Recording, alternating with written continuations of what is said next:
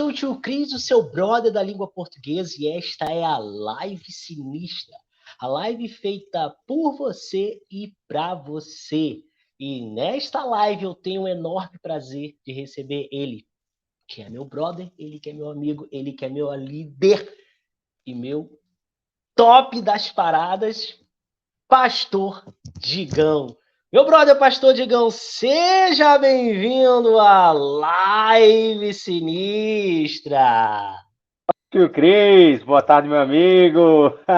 Prazer estar aqui com você nessa live aqui maravilhosa. Você é o cara, viu?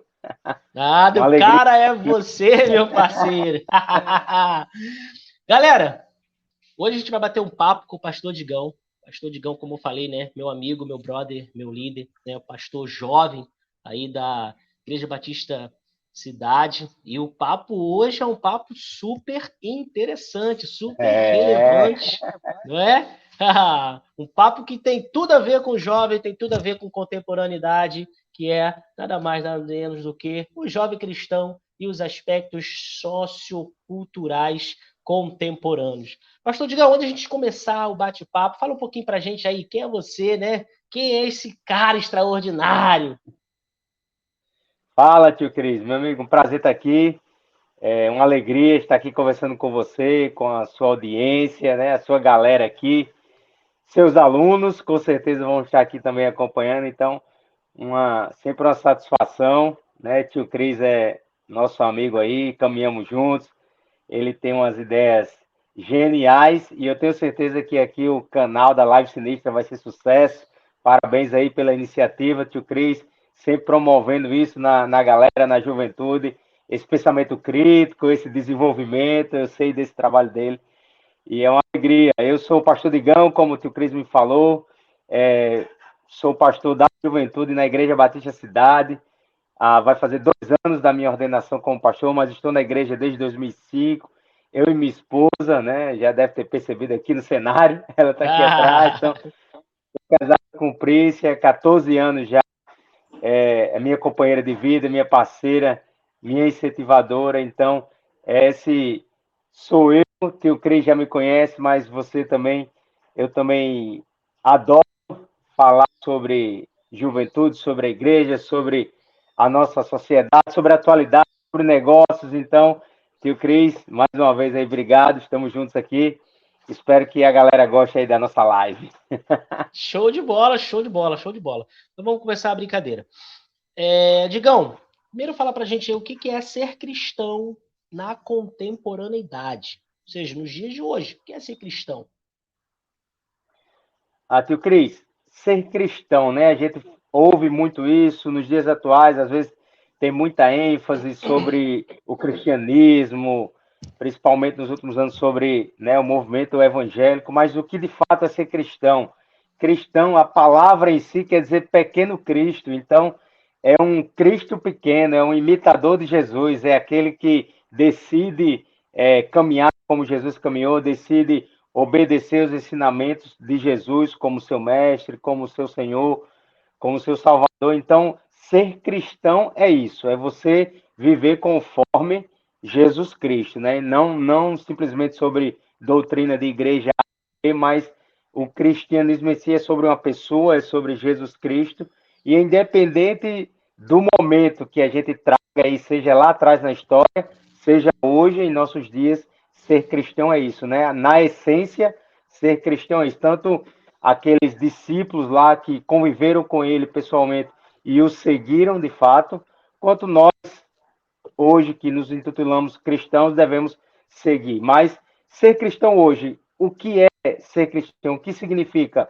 Então, é você seguir a Jesus hoje, né? Nos seus dias, no seu tempo, com as nossas demandas, com as nossas dificuldades, as nossas particularidades que existem hoje, né? Ou seja, o tema já nos traz isso, né? O que é que essa contemporaneidade exige do jovem, né? Dessa galera. Então, como ser cristão hoje? É você viver os princípios cristãos no dia a dia hoje, né? Seja na escola onde você está hoje, seja numa universidade, seja no mercado profissional. Então, é onde você encontrar você precisa viver e ter esses princípios muito claros sobre norteadores da sua vida, princípios que vão te direcionar, te guiar, mas não vai mudar nem sua essência, né? A essência é a Bíblia, é a palavra de Deus, então o cristão naquela época vivia sobre essa perspectiva e hoje nós também vivemos sobre a mesma perspectiva. Que vai mudar é o contexto social, cultural, né, etc. Por exemplo, hoje nós estamos aqui nessa live através da internet. Naquele tempo não existia esse tipo de ferramenta, então as demandas possivelmente eram outras. Algumas se repetem, né, ao longo da história, algumas demandas culturais, sociais se repetem, mas a obra de Jesus na cruz, a essência do evangelho é a mesma, é Jesus Cristo, é sobre essa pessoa.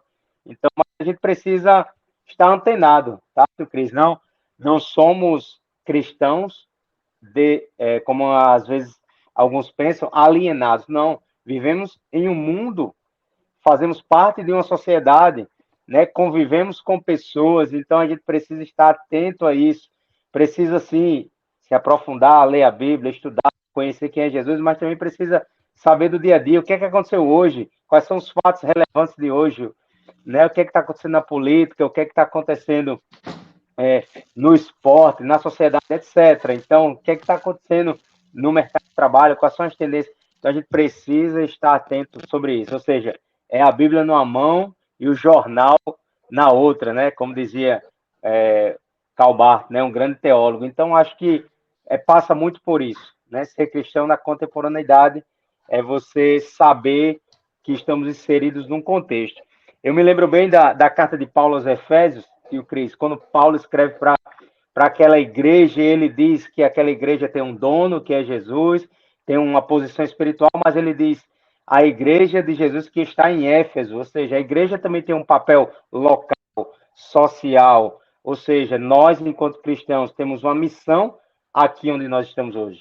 Você, no seu trabalho lá com seus alunos, quanto professor, a sua missão é ali, a sua paróquia é ali, a sua seara é ali na escola. Então, a gente não pode simplesmente, não, eu vou para a escola hoje, aí eu sou o tio Cris da escola, aí eu vou na igreja no domingo, eu sou o tio Cris da igreja. Tem como desassociar, né? Então, as demandas dos seus alunos servem como balizador para cá. Poxa, por isso que a gente conversa bastante, né?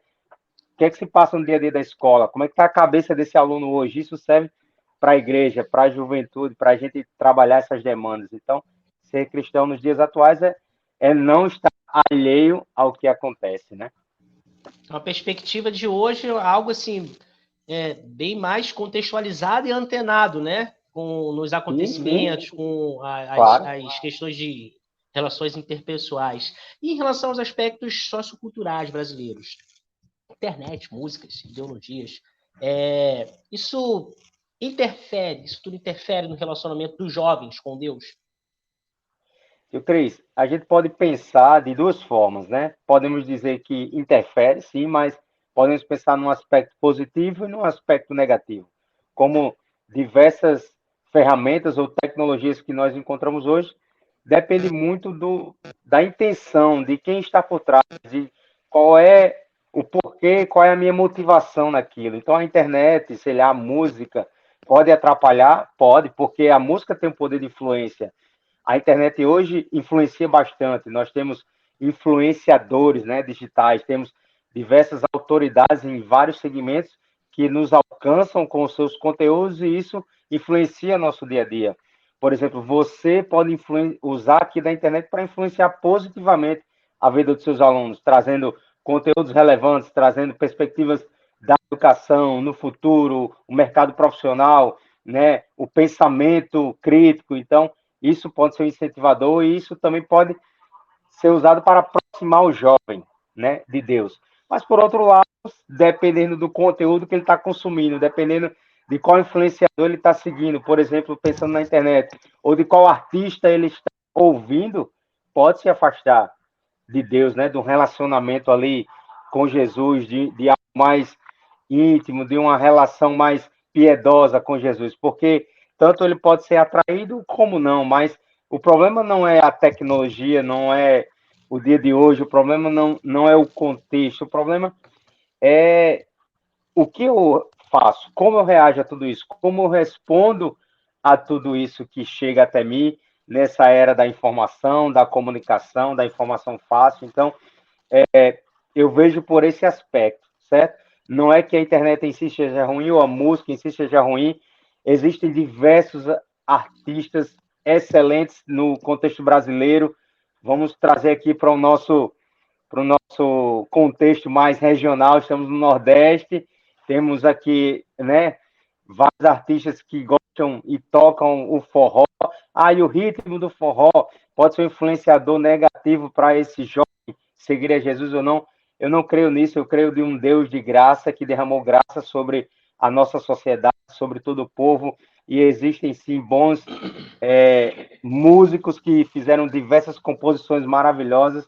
A gente pode citar vários aqui, né, no contexto nordestino, e não tem nada de ruim nisso. A gente pode ouvir um Luiz Gonzaga, sei lá, um Flávio José, existem outros aqui, Dorival Dantas, são músicas boas. É o poeta, né? São só poetas, músicas deliciosas. Só poetas, só músicas, né, que falam, por exemplo, se aveste não, toda caminhada começa no primeiro passo. Então diz para o jovem, deixa de ansiedade.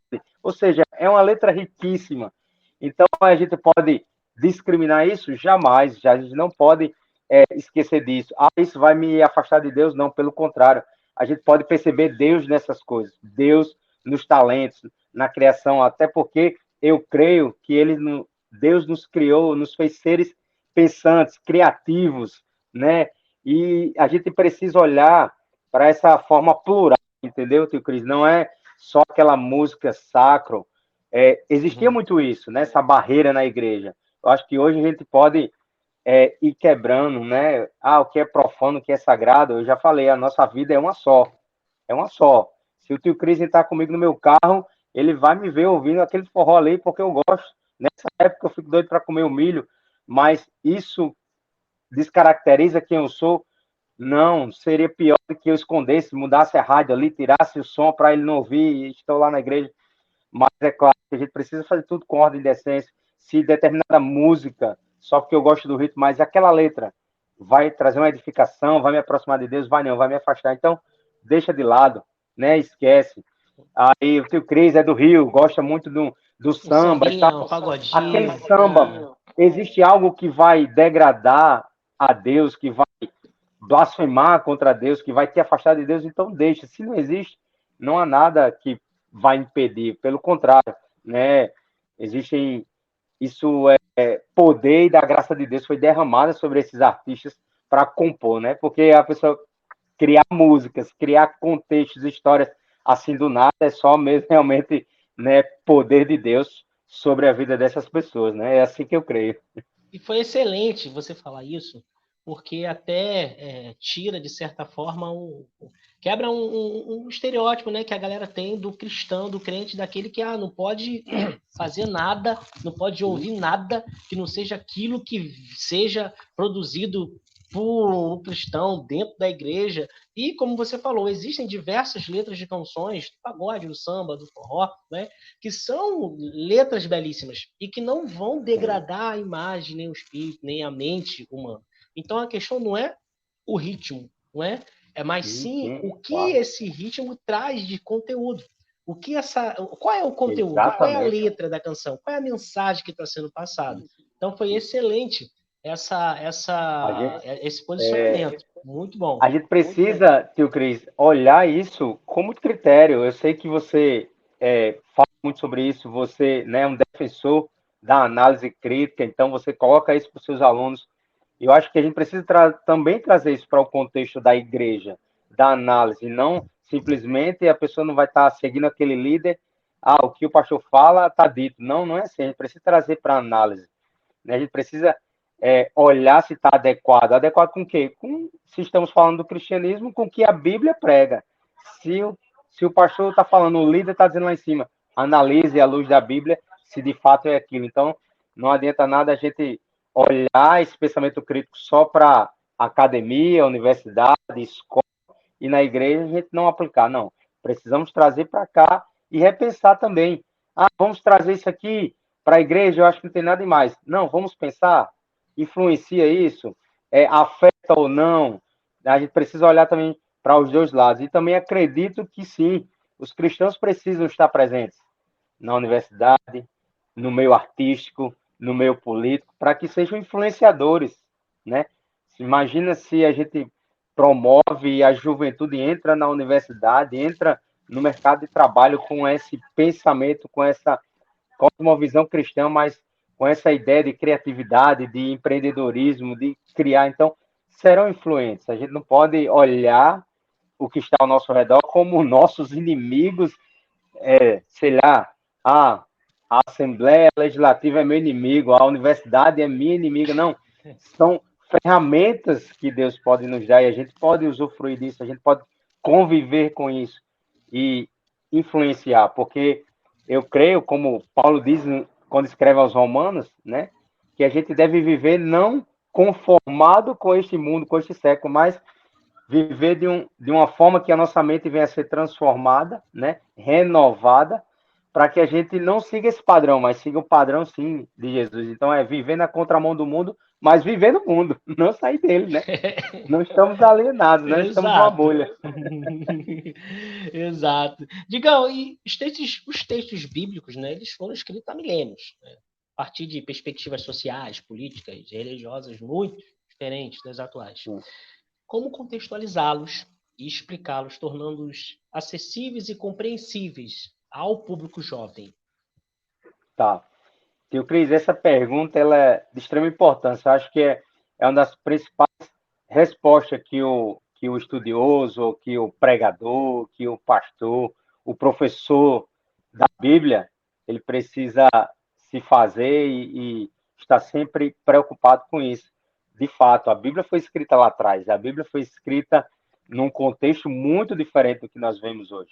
A Bíblia foi escrita em momentos da história ali que totalmente, vamos dizer assim, não sei se é o oposto, mas totalmente diferente da nossa realidade hoje em 2023. Então, esse é o maior desafio, porque qual é a intenção quando a gente diz, eu como pastor vou pregar a Bíblia, então eu preciso, de fato, mostrar o texto, né, ler o texto, eu preciso explicar aquele texto, ou seja, o contexto daquela época, e fazer a aplicação, aplicar o que aquele ensino que foi escrito para alguém naquele período com um objetivo específico cabe para mim hoje. Eu não posso simplesmente dizer esse livro é antigo e não serve hoje. Não, porque diversos livros de outras áreas do ensino também são antigos, né? Livros que falam sobre a filosofia, sobre a história, a educação, sobre a área que você quiser, sobre a matemática, sobre as ciências. Tem livros muito antigos, tem livros sim atuais, claro, porque, né, muito do ensino é dinâmico, mas o contexto bíblico a gente precisa entender que foi escrito num período, que os livros foram escritos com objetivos específicos para um público específico. Eu não quero me alongar, mas na Bíblia tem diversos gêneros literários, certo? Você como professor aí sabe muito melhor que eu, mas na Bíblia existe narrativa, existe poesia, existe história, existe literatura do Apocalipse, como assim é chamada. Então, cada um desses a gente interpreta de uma forma diferente, correto? Então, a gente precisa ter um olhar diferente para cada um. Quando você me apresenta uma história, eu olho de um jeito. Quando você me apresenta, por exemplo, uma música, uma letra de uma música, eu interpreto de outra forma. Então, a Bíblia existe isso. E a gente precisa, primeiro, estar atento a isso. Segundo, ao contexto que foi escrito. Eu já citei aqui as cartas de Paulo. Paulo escreveu diversas cartas em diversos momentos. Por exemplo, a carta aos Romanos foi escrita para a igreja que estava em Roma. Qual era o contexto? Né? Talvez existia um contexto de perseguição, existe um contexto de briga na igreja. Enfim, ele queria resolver aquele problema e escreveu aquela carta especificamente. Tem carta que foi endereçada a uma pessoa, como Paulo escreveu a Timóteo. Então, Timóteo, está aqui, essa carta é para você. Beleza, aí o que é que Paulo escreveu para Timóteo serve para mim hoje, para o tio Cris hoje, serve para a juventude em 2023. Aí a gente vai trazer as aplicações dos princípios que ele colocou lá, né? Então, por exemplo, ele fala que deve-se, Timóteo, mantenha-se a pureza, Timóteo, cuidado com as palavras, Timóteo, aprenda com os mais velhos, Timóteo, seja um exemplo para os fiéis. Isso serve para mim hoje. Não só para Timóteo, mas, digam, seja um exemplo para os fiéis, ou seja, tem uma conduta exemplar. Então, a gente vai trazer as aplicações para hoje, mesmo sendo um texto que foi escrito lá atrás, né, que tinha objetivos específicos. Mas por quê? Porque nós cremos, né, cristãos, que a Bíblia, sim, ela é atual, ela foi escrita e inspirada por Deus, né, inspirou os escritores, e as aplicações servem para nós hoje, né. A Bíblia, como já dizia Billy Graham, o grande evangelista americano, é mais atual do que o jornal de amanhã. Então, o tema que você puxar aí na sua sala de aula, por exemplo, sei lá, casamento, trabalho, a Bíblia aborda. A gente Até fofoca, né? A Bíblia ainda fala isso, dá o direcionamento, né? Reclamação, Exato. se eu não me engano, é lá em Lucas, né? Ó, se o irmão falar mal de você, vai lá e desenrola, não com essas palavras, mas vai lá e desenrola com o Sim, irmão primeiro. Não deu certo? sim. Chama mais um. Não deu certo? Leva pro ou seja, na escola. Desenrola com o colega. Não deu certo? Chama o professor. Não deu certo? A gente leva pro diretor. Ou seja, olha a Bíblia aí, contextualizando a nossa relação interpessoal. Exatamente. Então, se você ler o livro de Provérbios, diversos aspectos práticos para o nosso dia a dia, né? Diversos direcionamentos, seja para a área financeira, seja para a área conjugal, seja para o relacionamento. Então, você vai em outras cartas de Tiago, né? Então, várias coisas práticas para o nosso dia a dia.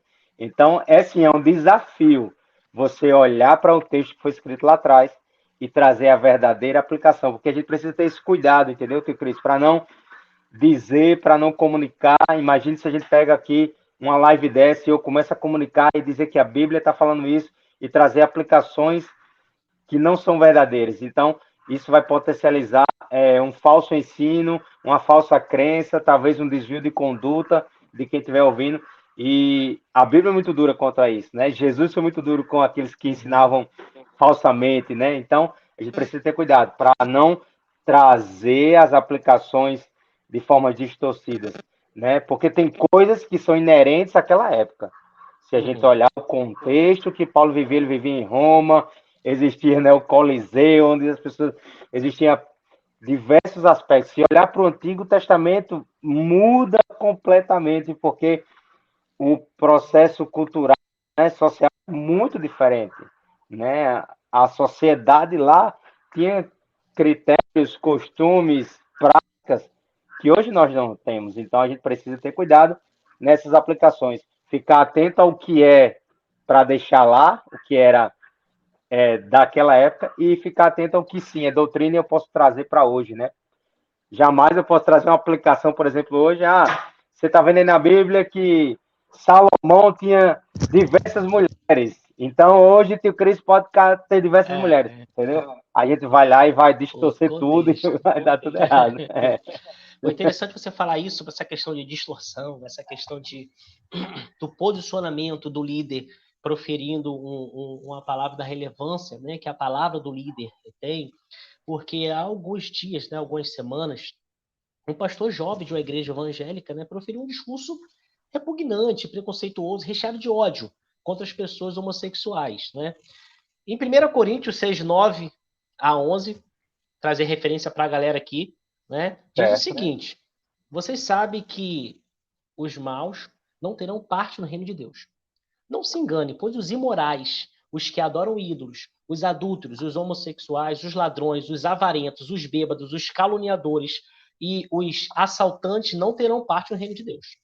Alguns de vocês eram assim, mas foram levados do pecado, separados para pertencer a Deus e aceitos por Ele por meio do Senhor Jesus Cristo e pelo Espírito Santo no nosso Deus.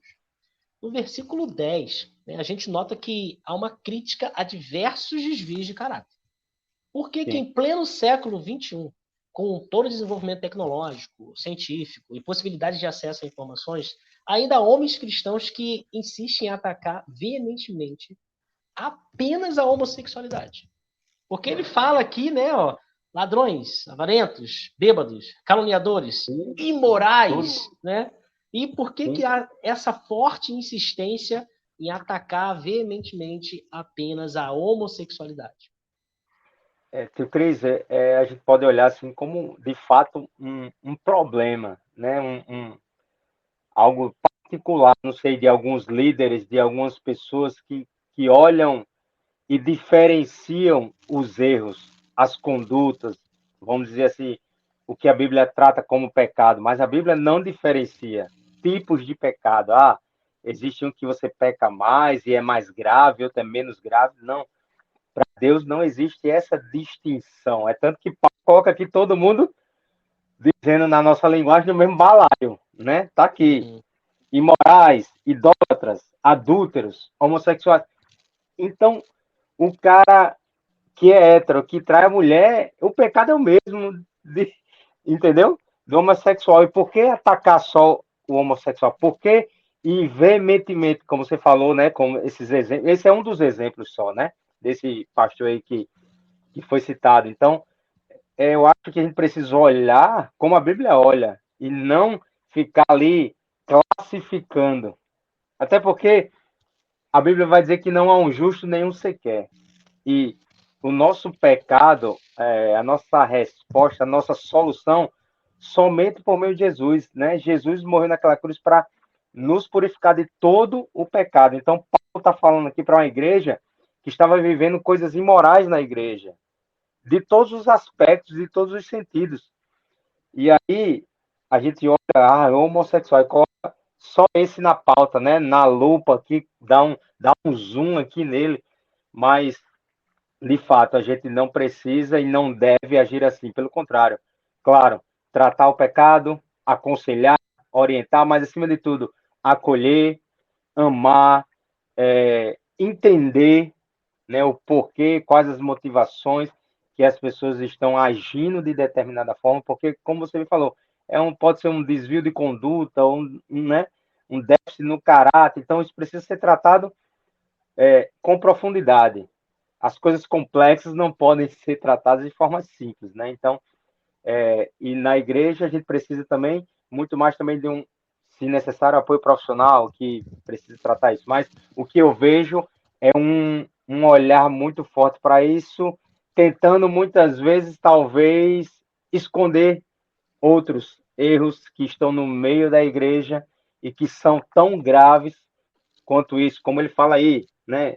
Mentira, né? Ladrões. Então, a carta de Tiago, por exemplo, fala Imoralidade, né? imoralidade. Então, quantos erros ou quantos escândalos já vimos dentro da igreja, né? E isso, estou falando aqui, mas nos deixa envergonhados. Mas por que ninguém dá esse zoom aí, ninguém, ou seja, tenta desviar, talvez, o Exato. foco Até para porque outra muitos coisa? desses que levantam, né, esse ataque, né, contra a homossexualidade são muitas vezes imorais, porque assim, para mim, né, organizar conluio político, né, organizar questões religiosas com fim um conluio político para angariar voto, para mim é totalmente imoral, né? Então ele deixa bem claro ali que os imorais também vão levar uma cajadada. Então, o mesmo cara que está lá, né? Ah, que a homossexualidade não presta, ele faz esse tipo de conluio. Né? Então, assim, é uma perspectiva que precisa ser Claro, esclarecida. Né? E que é claro. importante deixar claro, que eu provavelmente ia falar, mas eu já estou adiantando aqui, que não é a perspectiva cristã. Essa não é a perspectiva cristã Jamais. de atacar, de repudiar. Não. Algumas pessoas dotadas de algum tipo de sentimento de ódio que justificam as suas atitudes, justificam os seus pensamentos preconceituosos em versículos cristãos trabalhados de forma descontextualizada. E a sua fala Verdade. lá no início foi extremamente importante, que o senhor trouxe que, olha, trabalhar a perspectiva cristã hoje, trabalhar o texto bíblico hoje, principalmente com jovens, precisa ser feito de forma contextualizada. Claro, a gente precisa estar atento ao contexto, né? O que quer dizer? Esse versículo, Paulo escreveu, está dentro de um livro, de um capítulo, de um contexto, de uma carta, foi escrito para essa igreja em Corinto, né? O que se passava naquela época? O que se passava com aquela igreja? Por que ele está abordando tais temas, né? Então, na verdade, o assunto ou o tema da homossexualidade não é de agora. Naquele período romano, isso era muito natural entre eles, né? Existiam, por exemplo, lá em Éfeso, né, quando Paulo escreve aos Efésios, a cidade de Éfeso era uma cidade muito promíscua, existia a Diana, a deusa dos Efésios, ou seja, existiam prostitutas cultuais, né, que ali entregavam o seu corpo em adoração a esses deuses, a essa deusa. Então, isso já vem lá de trás. Mas aí a gente fica olhando para isso, tentando esconder. Por exemplo, Tiago fala sobre o problema da língua, escrevendo para uma igreja, escrevendo para os cristãos, e diz: cuidado com a língua. E da mesma boca, como é que sai bênção e maldição? Então, às vezes, a gente tira os versículos, os textos da Bíblia, tira do contexto e quer utilizar. Isso, tio Cris, se usam palavras de ódio, vai totalmente contra o que Jesus ensinou. E aí, como é que a pessoa pode se dizer cristão, pequeno Cristo, imitador de Jesus, se Jesus ele não tinha esse ódio? Eu fico imaginando, tio Cris, imagina comigo, eu leio a Bíblia e fico olhando. Jesus ele andava com a escória da sociedade, né? Aos olhos daqueles que se achavam muita coisa. Jesus andava com as viúvas, que eram excluídas totalmente, né, daquele período, porque sem o seu marido ali, ela era escanteada. Jesus andava com os órfãos, Jesus andava com os doentes, leprosos, Jesus andava com os avarentos, com alguns ricos que cobravam impostos. Jesus comeu na casa desses homens. Jesus andava com essa galera. O primeiro milagre que Jesus fez, estava no casamento bebendo, tomando vinho e celebrando. Você imagina como devia estar a festa. Os outros chamavam ele de beberrão. Então, Jesus, ele tinha compaixão, né? Ele tinha compaixão, mas quando trazem até ele aquela mulher que foi pega em adultério, que engraçado que só foi a mulher, né? O cara também foi pego em adultério, mas trazem a mulher. Jesus ali acolhe, Jesus tem compaixão, Jesus age de misericórdia, mas ele diz: vá e não peques mais. Jesus não quer simplesmente que a gente acolha, receba e está tudo bem. Não. Precisamos sim desse amor, precisamos olhar como Jesus olhou, precisamos ter compaixão, receber as pessoas em nossa casa, em nossa igreja, em nossa comunidade, mas precisamos dar o direcionamento, precisamos dar a orientação, dar o próximo passo, porque a mensagem que Jesus carregava, ela comunicava o arrependimento. E o arrependimento parte do reconhecimento de quem somos. Não estou falando, né, do que nós estamos fazendo, mas na nossa essência. A Bíblia nos diz que nascemos em pecado. Qualquer um desses aí que está tudo no saco, nascemos em pecado. E a gente precisa desse reconhecimento. Então, usar isso para agir de forma com ódio, com, sei lá, outro tipo de sentimento que não seja do amor, do acolhimento, não faz parte daquilo que Jesus pregava. Então, isso é ruim, tio Cris, porque se começa a criar uma narrativa de que os cristãos agem assim, de que os cristãos são assim, e às vezes generaliza tudo e atrapalha, né, a nossa convivência com algumas pessoas e cria um estereótipo que não é aquilo que Jesus ensinou, né? Massa. E sim, muito obrigado, né, pela sua perspectiva, né? Muito obrigado por nos esclarecer. Ouvir isso de um pastor é sensacional, porque ratifica, né, o que eu falei no início. Não é esse preconceito não é a perspectiva cristã, né? Perspectiva de algumas pessoas, né? Então, ouvir essas palavras de você, para a gente, é muito importante, né? E, assim, voltando aqui para É os porque, tio jovens. Cris, às vezes a gente não percebe qual é a nossa real condição, né? A gente está muito pronto para olhar para o outro, para apontar, para julgar, mas se a gente fizer uma pequena reflexão, olha para a nossa vida, olha para tudo aquilo que a gente já viveu, para tudo aquilo que passamos, olha para os nossos pensamentos, para os nossos desejos. Será que se não fosse por Jesus, né, não estaríamos numa situação deplorável também? Porque, sim, Paulo está escrevendo para aquelas pessoas que decidiram viver essa vida, seja uma vida imoral, seja uma vida de mentira, seja uma vida de pecado, seja uma vida de relações contrárias ao que Deus prega, mas existe solução para tudo isso, né? A gente precisa reconhecer e viver, e não simplesmente. Aí agora, porque de fato Jesus ajuda e misericórdia comigo, eu entendi, estou lutando contra os meus pecados, mas sou regenerado.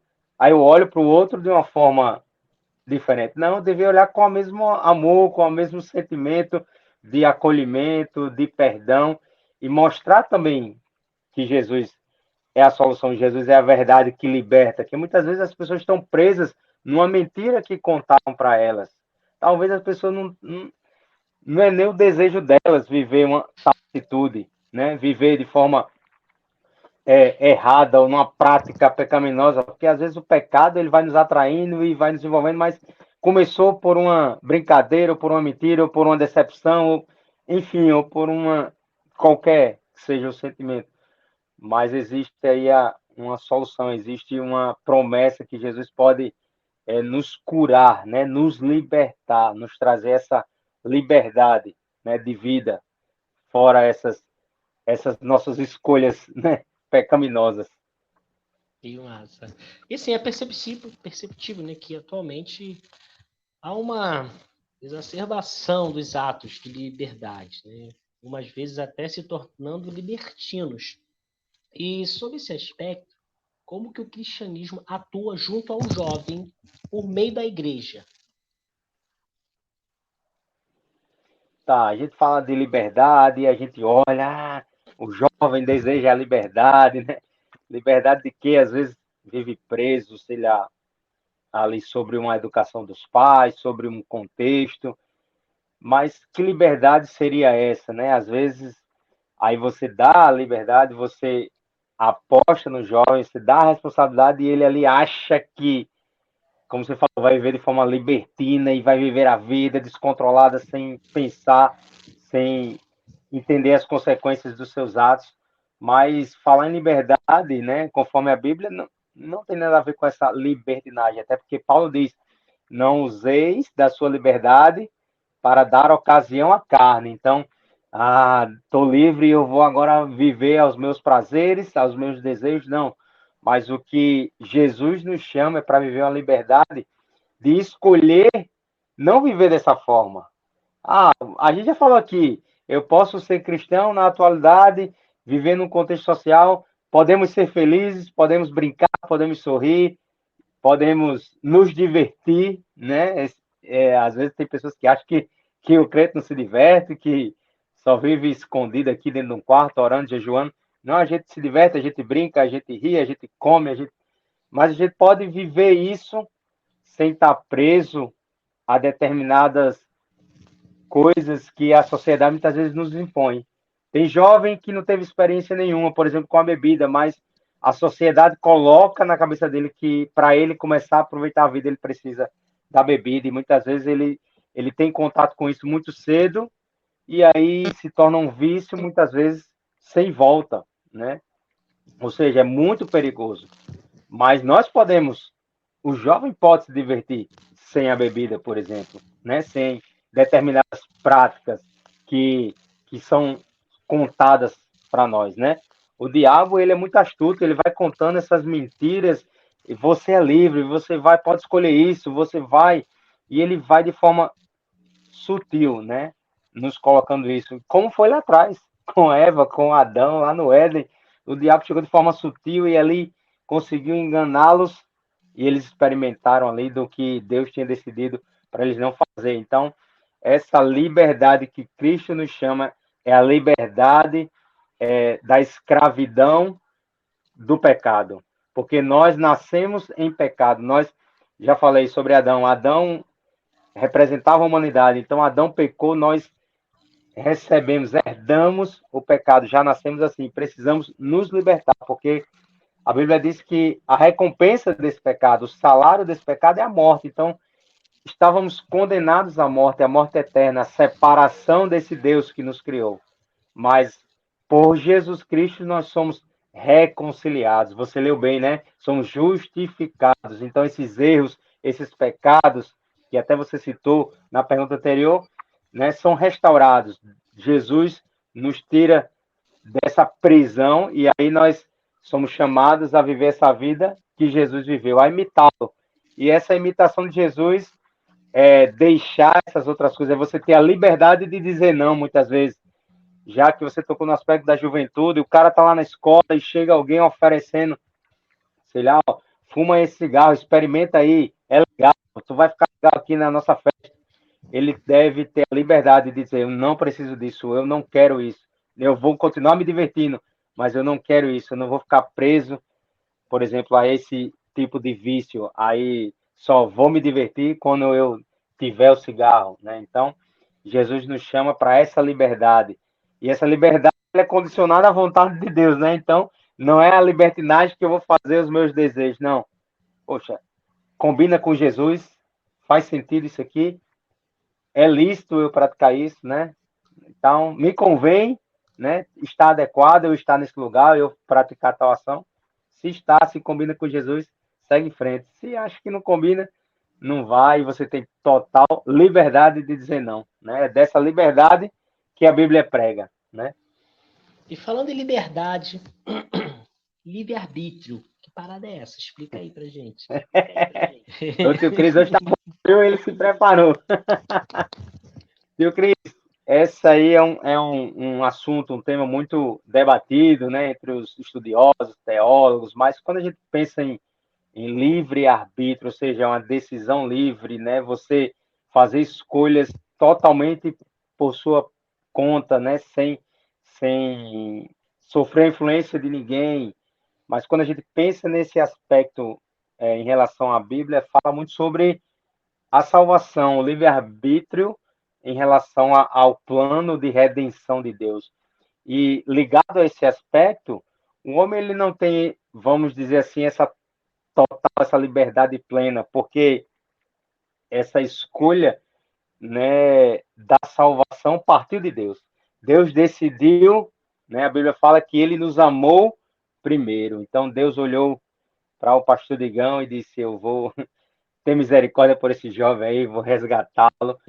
E aí eu creio que ele já impulsiona, que ele coloca a fé em nossos corações e nós, de fato, passamos a entender a mensagem da cruz e nos decidimos por essa vida, né? De caminhar, de ser imitador de Jesus.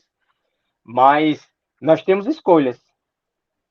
Deus nos fez seres pensantes, racionais, que escolhem, que decidem. Então, as minhas decisões diárias, então eu tenho liberdade de escolha, né? Às vezes o tema livre-arbítrio fica muito, né? Entrou no linguajar e todo mundo fala, mas a liberdade de escolha eu tenho. Eu poder participar da live ou não, posso, quer que eu vou jantar daqui a pouco, eu tenho escolhas a fazer. Amanhã, de que horas eu vou sair, eu vou por qual percurso para o trabalho, por exemplo, tem diversas escolhas.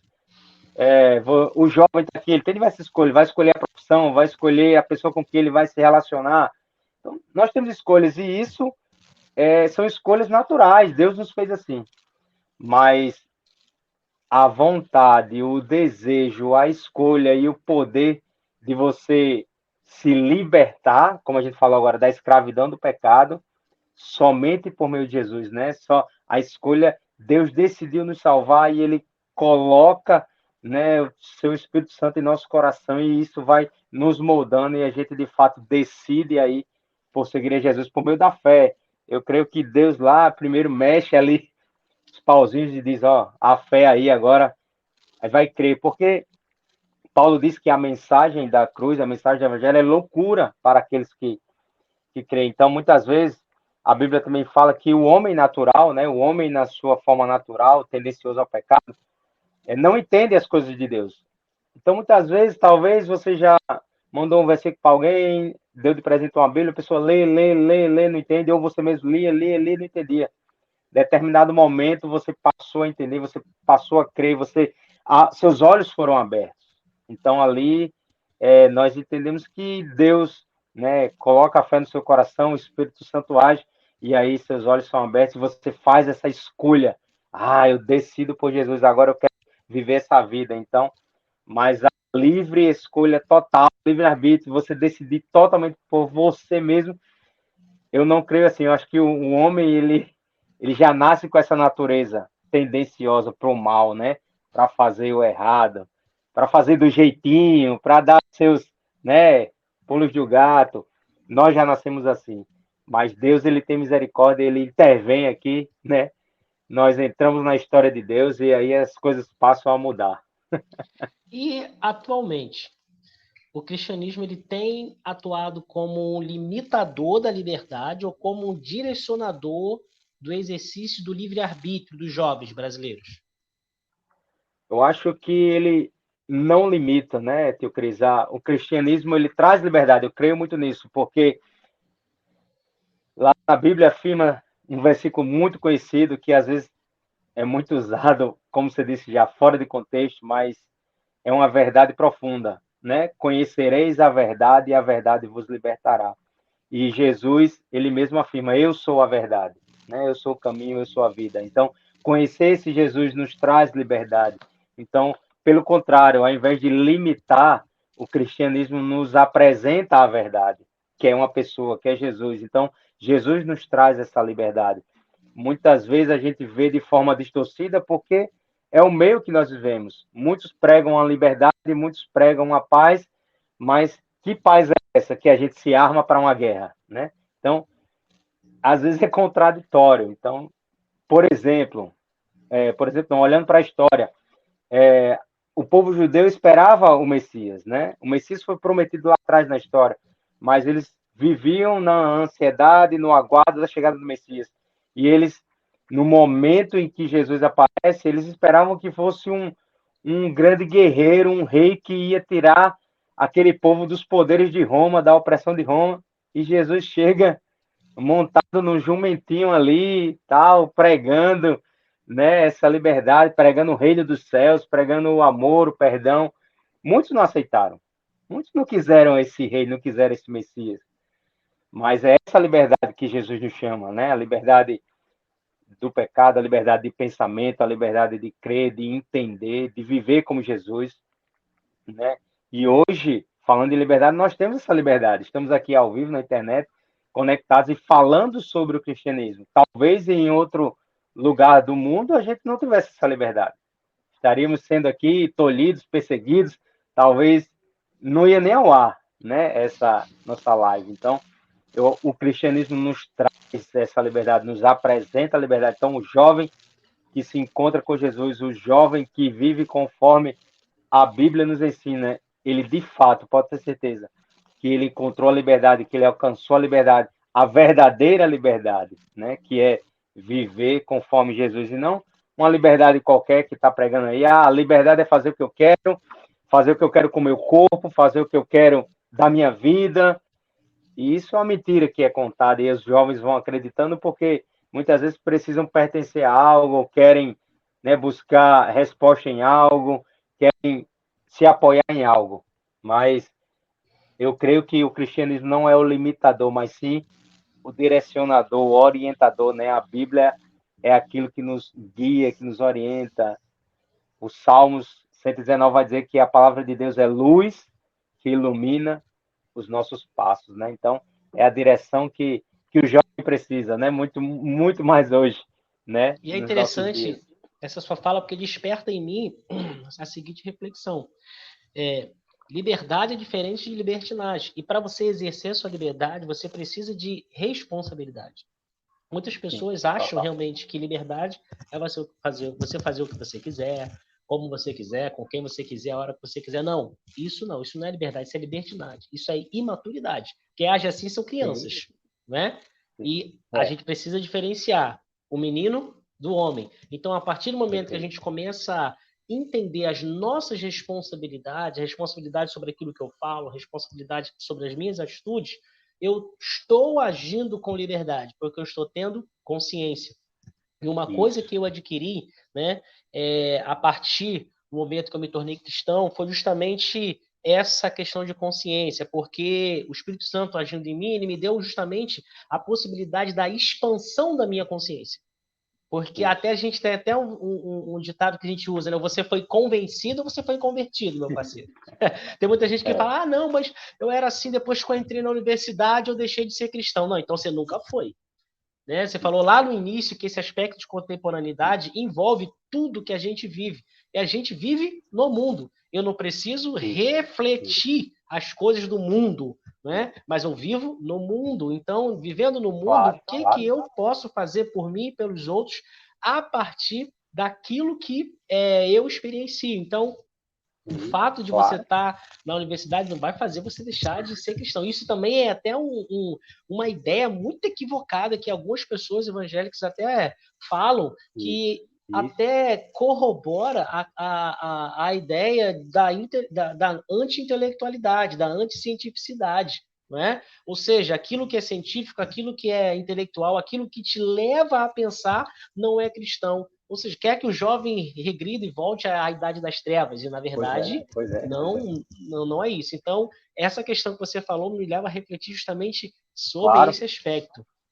Concordo plenamente, tio Cris. A gente precisa, já falei, trazer esse aspecto para o jovem na igreja. Ele precisa raciocinar, pensar. Jesus fez isso, né? Jesus se relacionou com as pessoas da sua época e as fez pensar, as fez refletir, né? Por exemplo, Jesus fazia as pessoas pensarem muito. Só um exemplo muito prático que ele cita lá nos evangelhos, falando sobre o adultério, né? Ele diz, a lei afirma, né, que o adultério é assim, tal, se você trair a sua esposa, você adulterou. Aí Jesus olha e diz, se você olhar com a intenção impura, você já adulterou. Então, o que Jesus está fazendo? Está trazendo essa consciência, como você falou. Então, o Evangelho nos traz essa expansão de mente.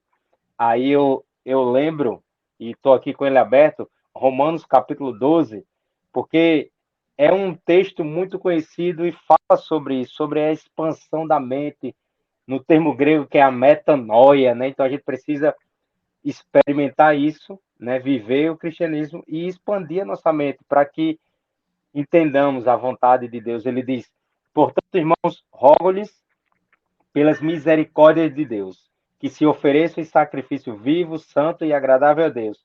Aí ele vai dizer, este é o culto racional de vocês. Né? Primeiro, a nossa fé não é uma fé cega, não somos aqui alienados. Não, oferecemos um sacrifício, um culto agradável a Deus racional. Eu preciso entender, como você falou, eu preciso, né, abrir minha mente, eu preciso... estou na igreja por quê? Qual é o Exato. sentido disso tudo? Eu preciso raciocinar. Aí ele diz, não se amoldem, não tomem o padrão deste mundo, não tomem a forma deste mundo, mas transformem-se pela renovação da sua mente. Ou seja, a gente precisa ser transformado pela renovação da nossa mente. A nossa mente precisa ser renovada, ser transformada para isso. Para que sejamos capazes de experimentar, comprovar a boa, agradável e perfeita vontade de Deus.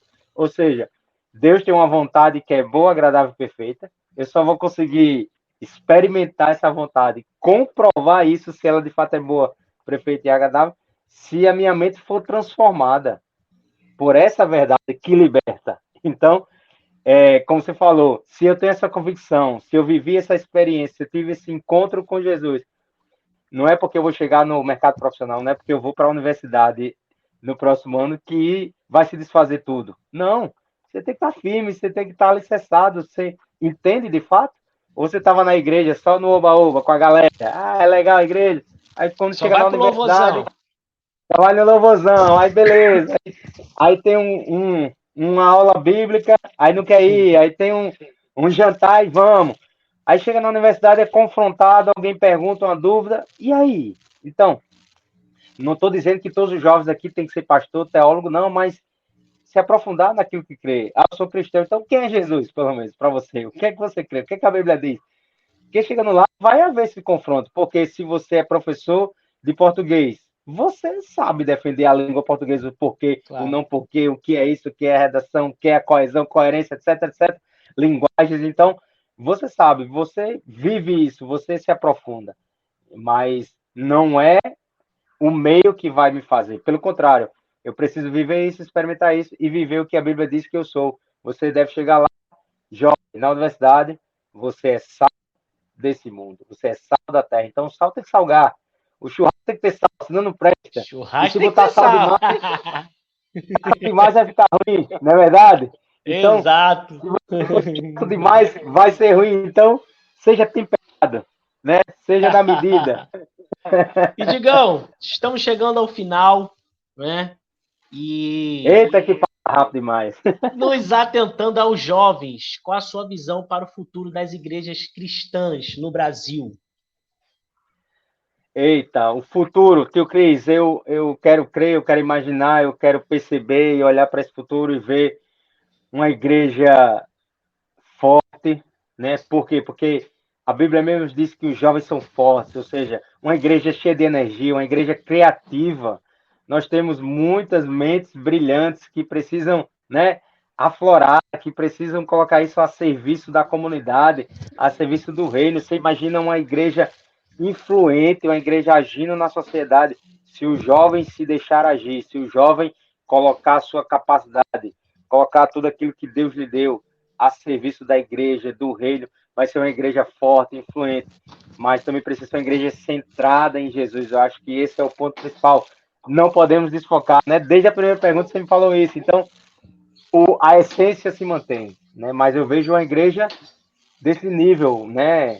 Animada, enérgica, criativa, influente, mas também com muitos desafios, né? Muitos e grandes desafios pela frente, ou seja, o desafio das redes sociais, o desafio da internet, os desafios, né, das ideologias que a gente vem sendo influenciados mutuamente, ou seja, doenças da mente, muitos jovens sofrendo com, por exemplo, a depressão. Então, a igreja do futuro, a igreja de hoje, a igreja desses jovens, precisa estar atento a essas demandas. E, claro, não vai acabar nunca a perseguição na igreja, né? No passado foi perseguição física e guerras, mas hoje é uma perseguição ideológica, uma perseguição de pensamentos. E se o jovem não estiver preparado com essa base, que a gente já acabou de citar aqui, vai sofrer a perseguição, vai sofrer os ataques, não vai conseguir responder, e pelo contrário, a gente precisa estar pronto para defender e responder os aspectos da nossa fé. Mas eu tenho a esperança, viu, Cris, de que se a igreja vai continuar crescendo, avançando, e de fato possa ser essa igreja aí influente na cidade, que esse é o nosso papel, servir a cidade, servir a comunidade. A igreja tem essa missão, né? Por exemplo, se olharmos para a nossa igreja lá, se sair dali, vai fazer falta? Acho que essa é a Exato. pergunta que a gente precisa olhar e entender para continuar avançando. Digão, meu brother, muitíssimo obrigado pela sua moral, pela sua participação. Você sempre abrilhanta o nosso momento, né? Com seu carisma, com seu sorriso, com sua intelectualidade. E eu falo de coração e de mente e de espírito que foi um momento sensacional e todo mundo aqui que assiste essa live, né? Que participa desse momento, vai sair daqui abençoado, vai sair daqui transformado, vai sair daqui revolucionado. Muitíssimo obrigado. E eu quero convidar você, tá? Para qualquer dia desse, a gente comer uma pizzazinha saborosa lá no Gutierrez, tá bom? Se você não tiver tempo de comer uma pizza, vamos marcar um almoçozão, comer aquele salmãozinho gostoso lá no Rei do Caldo. Eu vi aí que você usa óculos, né? Tiver precisando trocar desse óculos aí, pode ir lá na Ótica Charmant, pode chegar lá falar que é meu amigo, falar que é meu pastor, que Dona Marluce vai te atender lá de forma sensacional. Digão, meu amigo, tá topado já. Obrigado. Muito eu que agradeço, meu amigo. Valeu, meu brother. Valeu, meu irmão. Até a próxima. Um forte abraço, hein? Estou à sua disposição. Valeu, abração. Essa foi a live sinistra de hoje. E muito obrigado por nos acompanhar até aqui. Espero que você tenha gostado. Dê o seu feedback. Fala com a gente lá pelo Instagram, tá certo? A gente deixou o Instagram aí para você. Você nos acompanhou. Vou botar de novo aqui, ó, para você ver o nosso Instagram. Qualquer coisa que você tenha de dúvida, pode falar com a gente. Tá? O nosso Instagram aí na tela, vai lá, dê o seu feedback, fale o que você achou, fale com o pastor Digão, alguma outra coisa, sugira próximos temas, se quiser sugerir algum outro co-criador para tratar aqui comigo, eu estou aberto à sua participação. E muito obrigado por estar conosco até aqui, por estar participando desse momento lindo e maravilhoso. Até a próxima, né? Um forte abraço e tchau!